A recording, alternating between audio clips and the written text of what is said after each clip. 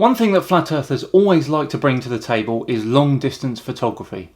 If Earth were round and had the exact dimensions that we were given, there are certain things that we should not be able to see. The problem is they never, and I mean never, get their numbers right, and they often try and fudge them to try and fit their make-believe frisbee world. So what better way to put this one to bed than take on a video entitled 5 Times We Saw Way Too Far, This Changes Everything.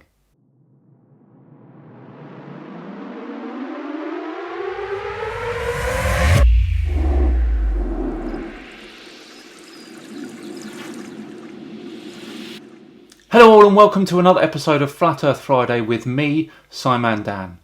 Yes, that video there was produced by YouTubers Flat Earth Brothers. Remember them? They were the ones who tried to debunk weather last year.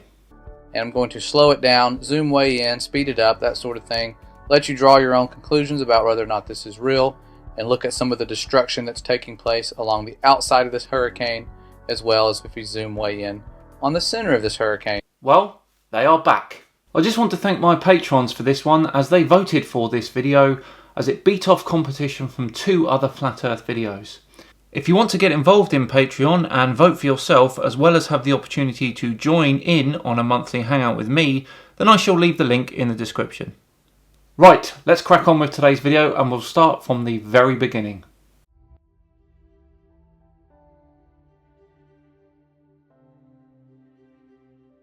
Oh dear. I'm here to tell you that every single one of those videos are possible on a globe because we live on one. Kind of a no-brainer, really.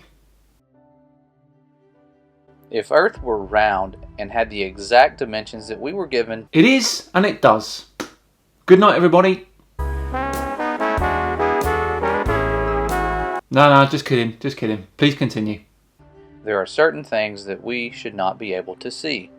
And I'm about to share some videos and pictures with you guys that I have collected. These are not my own. I am sharing these with you. These are from people that are far better with cameras and infrared filters and all of that than I am.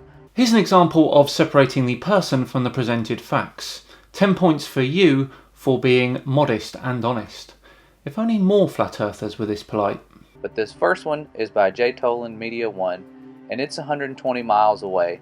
And if you look at this picture with a regular camera, you won't see this far, and the horizon would be a false horizon. There are things that you cannot see with your own eyes or really good zoom cameras because of atmosphere.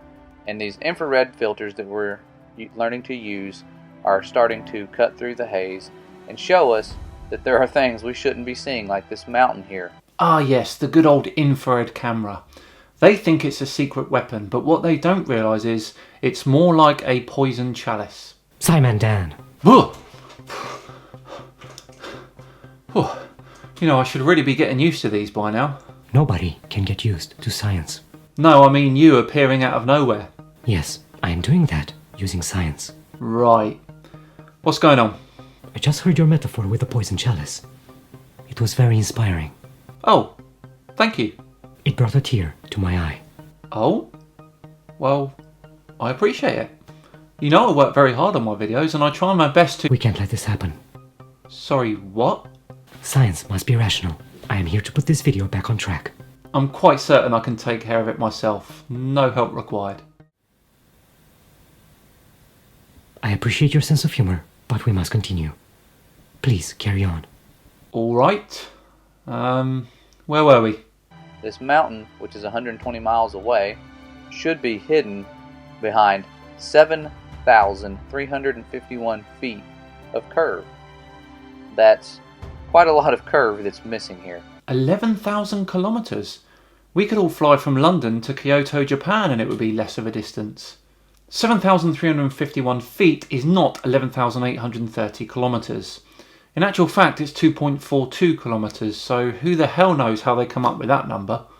And I know 120 miles, you can be skeptical of this, but if you look at it with the globe math, and the images here are not to scale, but you can see that the observation height of this mountain, you would be looking just above the tip of this mountain. And so, doesn't seem quite groundbreaking yet. That's because it's not groundbreaking. Their calculations are a bunch of baloney. Please be advised, baloney is not scientifical. Yes, I know, it's just an expression. Bologna is a version of Bologna. Yeah, we all know that. Bologna is a smoked sausage made of bacon, veal, pork, and other meats. Please keep this focused on science. Oh, you want focused on science? I'll give you focused on science. We are starting from the premise that this video proves we see too far. It's quite fair to test theories, so we will grab the figures provided and input them into a curve calculator.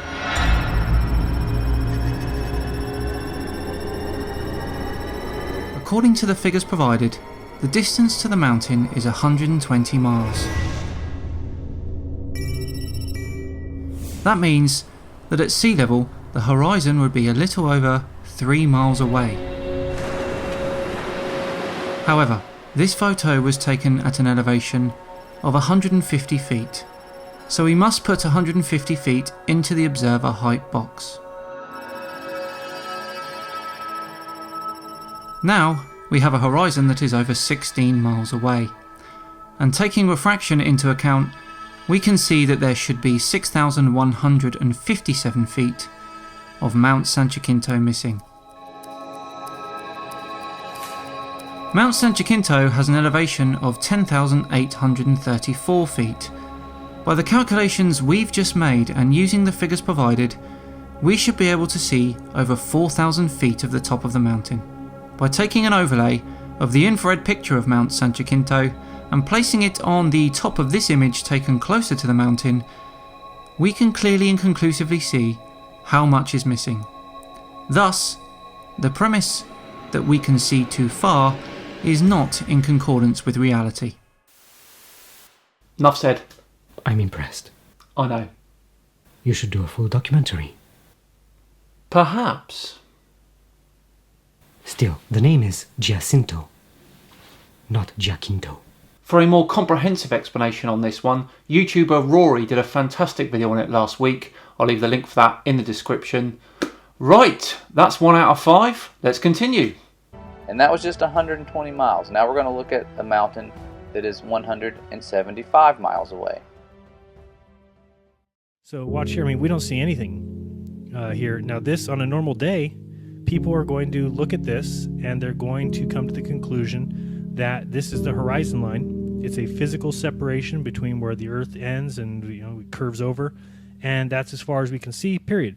Oh, he's picked a Jeranism one. How long till we spot the mistake? But on this specific day, the sun gets behind and creates a silhouette. So you'll see that coming up here shortly. And the fact of the matter is that these mountains are not floating and levitating in the air. 2 points for Jeren for pointing out that mountains don't float. Well done, buddy. They're just not. They're not a mirage. Doesn't have any of the characteristics of mirage. There's no towering, there's no floating, there's no distortion, there's nothing. We do try to keep our computer simulations up to date. That is the mountains of Kanagawa. Now, when you hear people say, oh, it's just this mountain here, this peak is 9,000 feet, but the rest of the mountain chain is there. So granted, can you see down to 1,000 feet or down to the shore? No, because you're looking over a vast amount of water. And again, reading these things that I read today are just more backup of that, of exactly what's going on here. Fascinating how they just read and regurgitate, like a broken down coffee filter that keeps spewing grounds. But here, if you look at, this is not a mirage. You'll see this is not rising, this is not shimmering. This is the mountains of Kanagawa. And if you put in the curve calculator here, an eye height of 1,000 feet at that church in Alash and a target distance of 175 miles, you get a hidden feet of 12,380. The mountain peak of Kanagawa is 9,400. Interesting. That doesn't sound right. So you're talking about 3,000 feet. These mountains should be, the very tip right here should be 3,000 feet below the curve. So what do you believe in that's floating these to the top? What is lifting mountains to the top? It's just not what they say. Whether Jeren knew this or not, blatantly did, This is actually caused by a phenomenon that only occurs twice a year. On these particular days, exactly at sunset, the sun will be in line directly behind Mount Canigou. Due to atmospheric refraction and being in the exact right place, the church at Alouche, you'll be able to see the very peak of these mountains. For the other 363 days of the year, these mountains are not visible. Funny how Duran omits that information. And you know what the kicker is? You can predict this precisely based on the heliocentric nature of our solar system. What you're looking at is Mount Cadillac, 220 miles away from Mount Wachusett. The video was taken in infrared. I started the video feed at Boston, Massachusetts, and I panned to the left until I reached the correct angle where Mount Cadillac would be. Really don't mean to be rude, but that doesn't look like a mountain. And when you see the picture of the mountain that I took, it matches up perfectly with the picture of Cadillac Mountain at the exact angle it's supposed to be at. We are not supposed to see this under any circumstances. You still believe in NASA now? NASA believes in you. What, really? Yes, we believe they may discover science one day and see the photons. Well, that sounds rather poetic. So much for keeping this exclusively scientific. Houston, I've made a boo-boo. Well, to reply to this one, there's no proof that your elevation is what you say it is. The picture here looks like a smudge, and the video has already been removed. This is a poor one and it falls on its own. 3 out of 5 debunked. Let's continue.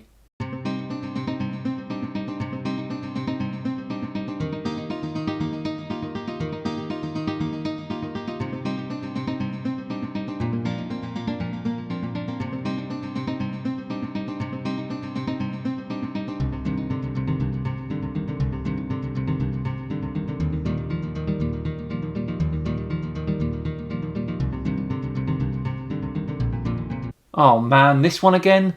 Destroyed this one ages ago when I did a video with ODD. Here's a quick reminder on that one.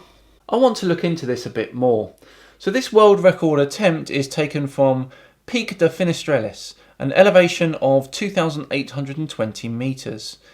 Pic Gaspard is the peak that provides us with the world record, and that is 443 kilometres away and stands 3,867 metres tall.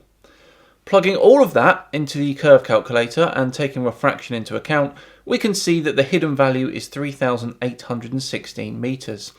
That leaves 51 metres left we should be able to see. Now, given that in the photo you can barely see Pic Gaspard, then that makes perfect sense and is exactly what we'd expect to see. 4 out of 5, going for the full house.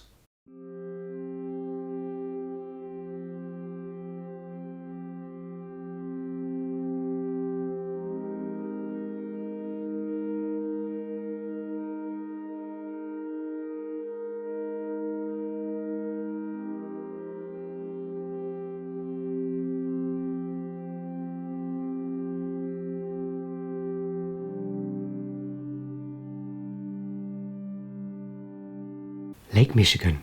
Good movie. What? It's not a movie. What do you mean? It has titles and everything. Yeah, I don't know why all the flat earthers put titles like that. It's really distracting. Lake Michigan, starring Anthony Hopkins. Oh, stop it.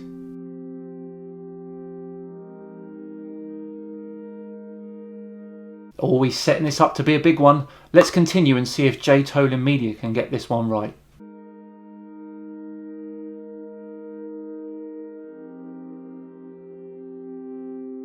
Lake Superior. That is the sequel. Shush, will you? Hudson Bay. Directed by Michael Bay. I swear I'll start the whole clip over. Oh god, no, I'll stop. Mississippi River. A family story. Actually, I think there was a film called Mississippi. Yes, with Bing Crosby. Oh, you watch old movies? It's part of basic training. So, what's your favourite movie? Classified. Oh, okay. No, the film is called Classified. It came out in 2016. Oh, who's in it? Some people. But the story is great. What the hell is this guy looking for? The Day After Tomorrow. What? I also like The Day After Tomorrow. Good film. Yeah, no, we've passed that. I genuinely can't figure out what he's trying to prove. It makes little sense. Maybe it's his holiday video. I do that too. Zoom in randomly. I find it most amusing. Oh, the image froze. Those are some very weird credits. Shush please, I'm trying to think. There are two things I want to say about this one. Firstly, are we really expected to believe that those two grey lines are what JTolenMedia says they are? They could be anything. For example, cloud shadows. And secondly, and perhaps even more crucially, if you go to JTolenMedia's video on this, at this very point, he says this. That just blew me away. Are we really seeing Hudson Bay? Wow, I'm not ready to make that kind of claim. I'm almost hesitant to even make the claim I'm seeing 1,200 miles. He doesn't even know himself, so nowhere near approaching concrete evidence. Personally, I hope they make a prequel, and then a sequel, and then another prequel. Well, there we go. 5 times we saw way too far, 5 times utterly debunked. And we didn't even break out a sweat. And we kept it very sciencey. For the most part. Thank you all very, very much for joining me today. I hope you enjoyed it. If you did, please do like and subscribe. I have been Simon Dan, and I'll see you all on Tuesday, where apparently Saturn isn't what we think it is. Well, it isn't, but that's classified. What, the movie? Yes. Right. See you all then.